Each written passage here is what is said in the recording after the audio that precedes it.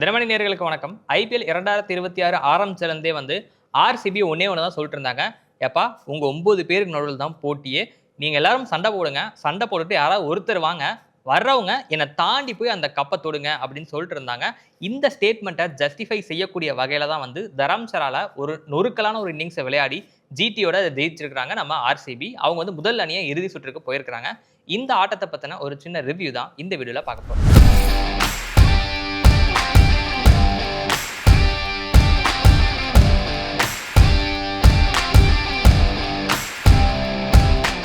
Tamil RCB வந்து ஏன் டேபிள்ல நம்பர் 1 இருந்தாங்க, ஏன் டிஃபெண்டிங் சாம்பியன்ஸா இருக்கிறாங்க அப்படின்றத ப்ரூவ் பண்ணக்கூடிய வகையில ஒரு இன்னிங்ஸா இருந்தது. கண்டிப்பா. நம்ம நினைச்சது ஆல்மோஸ்ட் எல்லாமே நடந்திருக்கு அப்படின்னு நினைக்கிறேன் நானு. எஸ் கண்டிப்பா வந்து நம்ம ப்ரிவியூல பேசின மாதிரி தான்.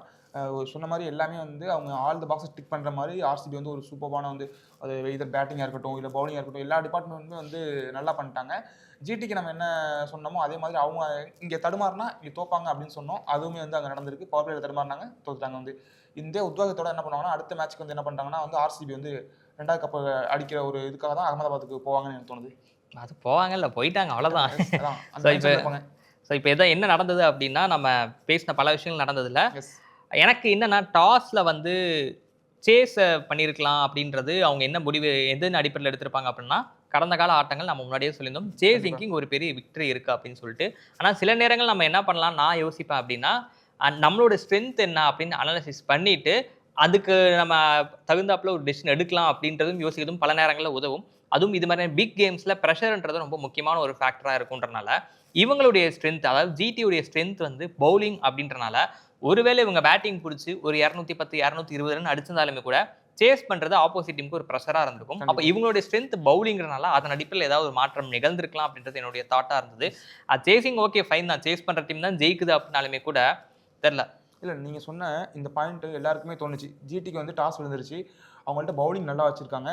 பேட்டிங் டாப் ஆர்டர் போணுச்சுன்னா இல்ல அப்படிங்கிற பட்சத்துல முக்கியமான மேட்சஸ்ல நீங்க வந்து அந்த அங்க கிரவுண்ட்ல உள்ள என்ன ஸ்டாட்டோ அதை மட்டும் பார்க்காம நீங்க வந்து ஒரு டாப் ஆர்டர் நல்லா ஆடுறீங்களா ஒரு ஃபர்ஸ்ட் பேட்டிங் பிடிச்சி ஒரு 200 ஒரு 220 ரன் அடிச்சிருந்தா கூட உங்கள்கிட்ட உள்ள அந்த பவுலிங் லைனப்புக்கு ரபாட நிறைய பேர் பவுலர்ஸ் உள்ளுக்குள்ள இருக்காங்க. எல்லா பவுலர்ஸையும் வச்சு நீங்க கண்டெயின் பண்ணி இருந்திருக்கலாம். அந்த இடத்துல வந்து அந்த டேல அவங்களுக்கு அந்த டிசிஷன் வந்து நீங்க ஸ்டார்ட் வச்சு அவங்க எடுத்த டிசிஷன் வந்து அவங்களுக்கு கை கொடுக்கலையோன்னு தோணுது. இன்கேஸ் அவங்க வந்து பேட்டிங் பிடிச்சிருந்தாங்கன்னா அவங்களால வந்து நல்ல ஸ்கோர் பண்ணி அதை டிஃபெண்ட் பண்ணிருக்கவும் நிறைய வாய்ப்பு இருக்கு. டீம் செலக்ஷன்ல 2 விஷயங்கள் எனக்கு ரொம்ப ஆச்சரியமா இருந்தது. ஒண்ணு வந்து குஜராத் டைட்டன்ஸ்ல இந்த கெஜ்ரோலியான்னு நினைக்கிறேன். அவரை வந்து விளையாட வாய்ப்பு கொடுத்திருந்தாங்க. இந்த ஐபிஎல்ல ஒரு ஆட்டம் கூட அவர் விளையாடல. அவருக்கு எதுக்கு வாய்ப்பு கொடுத்தாங்க அப்படின்றது எனக்கு புரியவே இல்ல. ஆர்சிபி ரொம்ப ஸ்மார்ட்டா ஒரு மூவ் பண்ணாங்க. யூசுவலா பேட்டிங் பிடிக்கிற டீம் வந்து நம்பர் 8 வரைக்கும் ஒரு பேட்டர்ஸ் வச்சு இறக்குவாங்க. அதுக்கப்புறமா இம்பாக்ட்ல மாத்திப்பாங்க. நேத்து வந்து ஆர்சிபி வெறும் 7 பேட்டரோட வந்து விளையாண்டாங்க. 8வது வரிசையில யார் இருந்தாங்க அப்படின்னா புவனேஸ்வர் குமார் இருந்தாங்க. இந்த பிட்ச் வந்து பேட்டிங்க்கு ரொம்ப கண்டிஷன் சூட்டா இருக்குது அப்படின்றனால மோஸ்ட்லி விக்கெட்ஸ் விழுகிறது கம்மியா இருக்குன்றனால ஒரு மாதிரி அடிச்சு ஆடலாம் அப்படின்னு அக்ரெசிவ் நேச்சருக்கு போயிட்டாங்க. தேவைப்பட்ட அதாவது மாத்தலாம் அப்படின்ற ஜோன்ல தான் வந்திருக்காங்கன்றது நம்மளால புரிஞ்சுக்க முடியுது அவங்களுடைய செயல்பாடு மூலமா. ஒருவேளை மேபி நிறைய விக்கெட்ஸ் தான் விழுந்தது அப்படின்னா அதுக்கப்புறமா ஷெப்போட கொண்டு வந்ததுக்கு ஒரு சான்ஸ் இருந்திருக்கும்னு நினைக்கிறேன். பட் அந்த கண்டிஷன்ஸ் இந்த பேட்டிங் சூட் ஆச்சு அப்படின்றனால ரொம்ப அட்டகாசமான ஒரு டெசிஷன் எடுத்தாங்க. ஸோ அந்த மூவ் வந்து ரொம்ப முக்கியமான மூவா நான் பார்க்குறேன். அது எங்க உதவுன்றது பின்னாடி நான் சொல்றேன் நான். ஸோ அது என்னாச்சு அப்படின்னா அவங்களுக்கு ஒரு பெரிய ஒரு பூஸ்டா இருந்து ஸோ நம்ம ஒரு டோன்ல செட் பண்ணி விளையாடுவோம் அப்படின்றது. கேப்டனுடைய ஸ்பீச்சும் நான் பார்க்கும்போது we are coming for you அப்படின்ற ஒரு ஸ்டேட்மெண்ட் சொல்லிட்டு தான் வந்திருக்காங்கன்றனால அது அவங்க பேட்டிங்ல வெளிப்பட்டுச்சு. பவர் பிளேல விக்கெட் விழுந்தாலுமே கூட வெங்கியார் நல்ல ஸ்டார்ட் கொடுத்தாரு. அவரோட விக்கெட் விழுந்ததுக்கு அப்புறமே கூட தேவ்தத் படிக்கல் நல்ல ஒரு இன்னிங்ஸை கொடுத்தாரு. பவர் பிளேல அவங்க ஓரளவுக்கு டீசென்டாவே தான் இருந்தாங்க.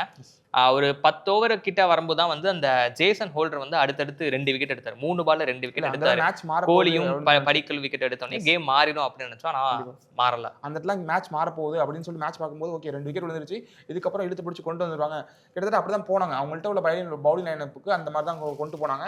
ஆனா என்ன பண்ணிட்டாங்கன்னா சில மிஸ்டேக்ஸ் இந்த ஃபீல்டிங்ல அவங்க பண்ண மிஸ்டேக்ஸ்னால வந்து என்னன்னா அது வந்து ரொம்ப காஸ்ட்லி அவங்களுக்கு அமைஞ்சிருச்சு. உதாரணத்துக்கு பாத்தீங்கன்னா அந்த ரஜத் பட்டிதாரோட 20 ரன் என்னமோ இருக்கும்போது வந்து 2 கேட்ச் 14 ரன்ல ஒரு கேட்ச் 20 ரன்ல ஒரு பேக் டு பேக் வந்து 2 கேட்ச் விடும்போது அவர் எப்படி ஒரு இன்னிங்ஸ் அதுக்கப்புறம் விளையாண்டு ஸ்கோர் பிலோ 200 தான். 180 170 இந்த ரேஞ்ச் தான் இருந்திருக்கும். அவர் அந்த அவ்வளோ இதா அந்த போயிருக்குமா ஒரு 200 210 டச் பண்ணிருப்பாங்க.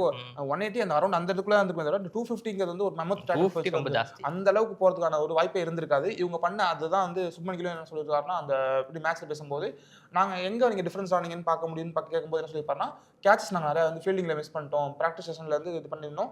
ஆனால் இங்கே ஃபீல்டில் பண்ணும்போது என்னன்னா வந்து சில கேட்சஸ் வந்து எங்களுக்கு வந்து ரொம்ப ரொம்ப இதாக அமைஞ்சிருச்சு அப்படின்னு சொல்லியிருந்தாரு. அதுதான் இங்கே பார்க்க முடியுது.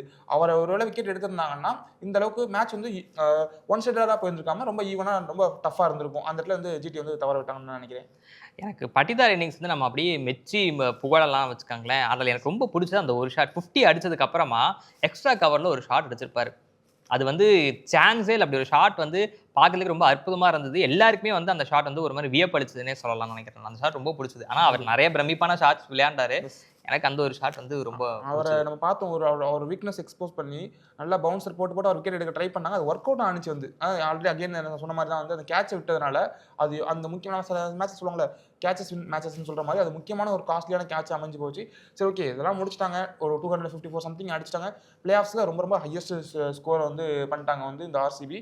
அதை ஒரு ரெக்கார்ட் பண்ணிட்டாங்க. இதுக்கப்புறம் சேசிங் இவங்கள்ட்ட இருக்கும். இவங்கள்ட்ட என்னன்னா பவர் பிளேல நல்லா விளையாண்டாங்கன்னா அந்த கெப்பாசிட்டி உங்கள்கிட்ட இருக்கு சேஸ் பண்ண முடியும் அப்படின்னு பேசியிருந்தோம் வந்து. ஆனால் ஃபெயிலியர் ஆனாங்கன்னா என்ன ஆவாங்க அப்படிங்கிறது தான் நேற்று வந்து ப்ரீவியஸாக சொல்லியிருந்தோம். இவங்க பவர் பிளேல ஒரு 80 90 இது மாதிரிலாம் ரன் அடிச்சு நல்ல ஒரு ஸ்டார்ட் கொடுத்துருந்தாங்கன்னா இவங்களால கண்டிப்பாக சேஸ் பண்ண முடிய ஸ்கோர் தான் வந்து அவங்க கேப்டனாக சொல்லியிருந்தாரு வந்து. ஆனால் எங்கே மிஸ் பண்ணிட்டாங்கன்னா பவர் பிளேல விக்கெட்ஸ் விட்டாங்க வந்து. அதுவும் சாய் சுதர்சனுக்கு வந்து அப்படிலாம் அவுட் ஆயிருப்பாருன்னு சொல்லிட்டு யாருமே இந்த மாதிரி ஒரு அன்ஃபார்ச்சுனேட்டாக விக்கெட் ஆவார்னு யாருமே எதிர்பார்த்துக்க மாட்டாங்க. அந்த மாதிரி தான் அவர் அவுட் ஆனார். அதனால அவங்களால என்ன பண்ணாங்கன்னா பவர் பிளேல விக்கெட்ஸ் 5 விக்கெட் விட்டதுனால திரும்பி அதில் மீண்டு வரவே முடியல. ஸோ இது வந்து ஒரு பக்கம் குஜராத் வந்து இந்த மாதிரி விக்கெட்ஸ் விட்டுட்டாங்கன்றது ஒன்று. இன்னொரு பக்கம் ஆர்சிபி எடுத்த ஸ்மார்ட் மூவ் அங்கே தான் இருக்குன்னு நினைக்கிறேன் நான். ஸோ ஃபில் சால்ட் வந்து வராதனால அவங்களுக்கு ஒரு ஃபாரினர் அட்வான்டேஜ் இருந்தது. ஸோ அவங்க என்ன பண்ணிட்டாங்க அப்படின்னா ஜேக்கப் டஃபியை உள்ள கொண்டு வந்துட்டாங்க. ஸோ ஜேக்கப் டஃபி வந்தனால அவங்களுக்கு அடிஷனல் அட்வான்டேஜாக போச்சு. ஹெசில்வுட கொஞ்சம் பின்னாடி புஷ் பண்ணாங்க. அண்ட் தெரிஞ்சு ஓப்பன் பண்ணது டஃபி வச்சு ஓப்பன் புவனேஸ்வர் குமார் வச்சு வழக்கம் போல பண்ணியிருந்துக்கலாம் நினைக்கிறேன் நான். ஸோ டஃபி வச்சு ஓப்பன் பண்ணாங்க. ஆனால் அவங்களுக்கு அதுவும் ஒர்க் அவுட் ஆச்சு பாருங்க. அதான் எனக்கு என்ன நேற்று பவுலர்ஸ் பார்க்கும்போது நேற்று ஆர்சிபியோட பவுலிங் யூனிட் வந்து ரொம்ப ஆச்சரியமா இருந்துச்சு. Bhuvneshwar Kumar, Hazlewood, Jacob Duffy, Rasikh Salamdar இவங்க 4 பேர் மிரட்டலாக வந்து போட்டிருக்காங்க. ஒவ்வொருத்தருக்கும் வந்து போடும்போது டக்குன்னு வந்து சான்ஸே இல்லைங்கிற மாதிரி புவனேஸ்வர் குமார் பார்த்தீங்கன்னா சுப்மன் கில்லை காலி பண்ணிட்டாரு. இவர் வந்து ஹிட் அவுட் ஆகிட்டு போயிட்டாரு. ஸோ அடுத்து பட்லர் பார்த்தீங்கன்னா வந்து அவரை நான் எடுக்கிறேன்னு சொல்லிட்டு வந்து ஹேசல்வுட்டா அவர் வந்து உள்ளுக்குள்ள வந்து எடுத்துட்டாரு வந்து. இப்போ ஒவ்வொருத்தரும் விக்கெட்ஸ் காலி பண்ணாலும் டாப் ஆர்டரே அவங்க வந்து முடிச்சு ரசிக் வந்து பவர் பிளேல கடைசி ஓவர் போட்டு ஒரு ரன் கூட கொடுக்காம 2 விக்கெட் எடுத்தாரு. ஒன்று வந்து அந்த சிந்து அப்படின்ற ஒரு விக்கெட் வீழ்த்தினார். அதுக்கப்புறமா ஹோல்ட்ரோம் வந்து அவுட் ஆயிட்டாரு. ஹோல்டர் அந்த சிங்கிள் வந்திருக்கலாம். வாஷிங்டன் சுந்தர் வந்து சொதப்பி விட்டாரு. இல்லைன்னா அது கூட ஏதாவது மேபி கொஞ்சம் க்ளோஸா வந்திருக்கலாம். அவர் அந்த ரன் ஓடாம விட்டாரு வாஷி. அந்த 5 விக்கெட் இருக்குல்ல அந்த பவர் பிளேலயே மேட்ச் கிட்டத்தட்ட முடிஞ்சிருச்சு வந்து. அதுக்கப்புறம் என்னன்னா வந்து ராகுல் திவாட்டியா விளையாண்டு ஒரு 50 அடிச்சாரு. ஆனா அது என்னன்னா ஐபிஎல்ல அவருக்கு அதான் ஹையஸ்ட் ஸ்கோரா. ரெண்டாவது 50 வேற. அப்போ 2020 21 அடிச்சிருக்காரு. அதுக்கப்புறம் இப்பதான் 50 அடிக்கிறாரு. இதான் ஹையஸ்ட் ஸ்கோர். எஸ். ஏன்னா இந்த மேட்ச்ல விளையாண்டது ஒரு ஆறுதலுக்காக விளையாண்டு டிஃபீட்டை பெரிய லெவலில் டிஃபீட் ஆகக்கூடாது அப்படிங்கிறதுக்காக வேணா தள்ளி போகிறதுக்காக ரன்ஸை கம்மி பண்ணுறதுக்காக பண்ணியிருக்கலாமே தவிர மற்றபடி இதுலேருந்து எடுத்துகிட்டு போயிட்டு அவருக்கு பார்ட்னர்ஷிப் பில்ட் பண்ண முடியாது. அதுக்கப்புறம் அடிக்க ஆளும் இல்லை. அதான் ஃபஸ்ட்டு ஒரு 5 விக்கெட் விழுந்துருச்சு. 3 விக்கெட் தான் அவங்களுக்கு ஸ்ட்ராங்னு தெரியும் போது அதுவும் போயிருச்சு. அப்போ எல்லாமே அவங்களுக்கு வந்து என்னன்னா வந்து அவங்களோட டேவே இல்லை. ஒரு கேப்டன் சுப்மன் கில் சொல்லும்போது என்ன சொல்லியிருப்பாருன்னா வந்து எங்கே மிஸ் பண்ணீங்க உங்கள் பேட்டிங் என்ன ஆச்சு அப்படின்னு கேட்கும்போது என்ன சொல்கிறான், இது வந்து very unfortunate Sai Sudharsan out ஆவார்னு சொல்லிட்டு நினைக்கல. அதே மாதிரி எங்களுக்கு பேட்டிங் அன்றைக்கு நாள் சரியாக அமையலை. எங்களுக்கு வந்து ஃபுல்லாகவே என்னன்னா இந்த டே வந்து எங்களுக்கு வந்து சரியான டேவாக அமையலை அப்படிங்கிற மாதிரி தான் சொல்லியிருப்பாரு. ஸோ அதான் வந்து இப்போ ஜிடி பண்ண தப்பு என்னன்னா அவங்க கேட்சை விட்டுட்டாங்க. நிறையா ஃபீல்டிங்கில் நிறையா சொதப்பெல்லாம் இருந்தது ஒன்று. ஆனால் ஆர்சிபி வந்து ரொம்ப ஸ்மார்ட்டாக விளையாண்டாங்க. ஸோ அதில் வந்து எந்த கிரெடிட்டுமே நம்ம எடுத்துக்க முடியாது அப்படின்னு நம்ம சொல்லலாம். சொன்ன மாதிரி பேட்டிங்கில் நம்ம ரைட் இல்லாமல் போனது வந்து துணிச்சலான முடிவு. அப்புறம் அடிஷ்னலாக அவங்க ஜேக்கப் டஃபி கொண்டு வந்தது. அதுக்கப்புறமா வந்து ஜேக்கப் டஃபியை வெளில உட்கார வச்சுட்டு இவரை ரொமாரோ ஷெப்பர்டை வேற கொண்டு வந்தாங்க.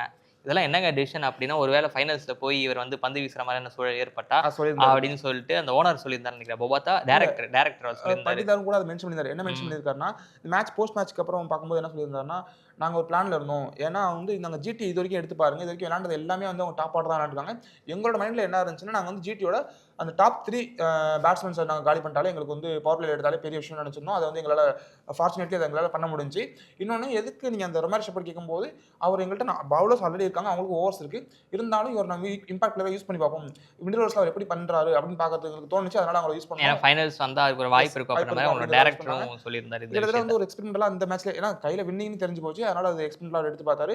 அவர் சொன்ன அந்த டாப் ஆர்டரை எடுத்தா நாங்கள் ஜெயிச்சிருவோம் தெரியுங்கிறார். அவர் அப்போ எல்லாருமே ஜிடி வாட்ச் பண்ணிருக்காங்க. ஜிடியோட வந்து ஜிடி ரொம்ப ஈஸிங்க. அது வந்து ப்ராப்பர் டீமே கிடையாது. இந்த கண்டிப்பா. இதுல வந்து உள்ளதுலயே ரொம்ப வீக் டீம்னா அதுதான். ஏன்னா ஏகப்பட்ட ஓட்டைகள் இருக்கு. Yes. அத எக்ஸ்போஸ் பண்ணாம இத்தன நாள் பாதுகாத்துட்டு வந்தாங்க. இந்த இடத்துல எக்ஸ்போஸ் ஆகி உடைஞ்சு போச்சு அது. அந்த பவுலர்ஸ் வந்து அத அத்தன கட்டி காப்பாத்துனாங்க.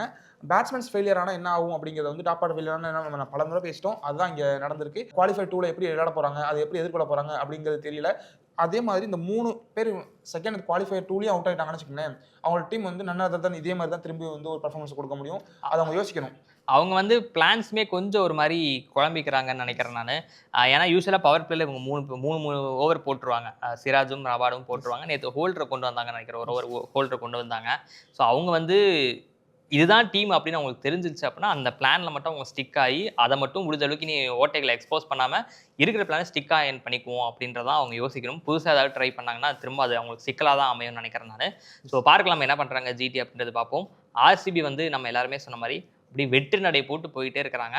இதுவரைக்கும் பார்க்கும்பொழுது கப்பை பெறுவதற்கான தகுதியான அணி அப்படின்னா, எனக்கு தெரிஞ்சு வந்து அவங்க தான் இருக்கிறாங்க. இருக்காங்க வந்து. ஸோ பார்க்கலாம் என்ன பண்றாங்க அப்படின்னு பார்ப்போம். யாரு குவாலிஃபயர்லாம் போன முறை ஜெயிச்சுட்டாங்க போறாங்க இதே மாதிரி தான் அப்படின்றத என்ன நம்ம பண்ணாங்கன்னா, பார்ப்போம். போன முறை இதே மாதிரி தான் வந்து குவாலிஃபயர் 1ல ஜெயிச்சு இங்கேருந்து போயிட்டு அகமதாபாத் போயிட்டு கப் வின் பண்ணாங்க. அகைன் சேம் சினாரியோ திரும்பி அந்த வந்து மறுபடியும் வந்து அத ரீகிரியேட் பண்ற மாரியே என்னன்னா மேட்சஸ் நடந்துட்டு இருக்கு. பார்க்கலாம். அவங்க நீ சொல்ற மாரி ஒன் ஆஃப் த பெஸ்ட் அந்த கப்ப டிஃபெண்ட் பண்றதுக்கு வந்து ரொம்ப ரொம்ப டிசர்வான டீம் தான் வந்து. ஆனா இருந்தா அடுத்த லைனப்ல இன்னும் இருக்காங்களே, அந்த ஃபைனல் டேல அன்னைய டேல என்ன விளையாடுறாங்க அப்படிங்கிற மாரி இதே மாரி இன்னொரு பெர்ஃபார்மன்ஸ் அவங்க குடுத்தாங்கன்னா 1 வின் அவே தான் அவங்களுக்கு. அப்ப அவங்க கை அப்பர் ஹேண்டா தான் இருக்கு. பாப்போம் மத்த டீம்ஸும் என்ன பண்றாங்க அப்படிங்கிறத நம்ம பார்த்துடலாம். ஸோ பார்ப்போம். குஜராத்துக்கு நம்ம ஒரு வாழ்த்து சொல்லிக்கலாம். அவங்களோட ஸ்ட்ரென்த் பவுலிங் அதை மட்டும் நம்புங்க. இதுவரைக்கும் 250 ரன் கொடுக்காத டீம் வந்து 250 ரன் கொடுத்துருக்காங்க அப்படின்னா, அவங்க வந்து ஏதோ ப்ரெஷர்ல இருக்கிறாங்கன்னு தான் தெரியுது. ஸோ அதை அனுசரிச்சு அவங்க டீமோட ஸ்ட்ரென்த் அண்ட் வீக்னஸ் அனுசரிச்சு அவங்க டாஸ் டெசிஷன் எடுக்கலாம்னு நினைக்கிறேன். கண்டிஷன்ஸ் கொஞ்சம் ஓரமா வச்சுட்டு அப்படின்றத ஜிடிக்கு ஒரு சின்ன அட்வைஸாக சொல்லிட்டு போகலாம். ஸோ அடுத்து நம்ம திரும்பவும் தொடர்ந்து நிறைய வீடியோக்கள்லாம் வரப்போகுது. அடுத்தடுத்த வீடியோக்கள் உங்களை மீண்டும் சந்திக்கிறோம். நன்றி, வணக்கம்.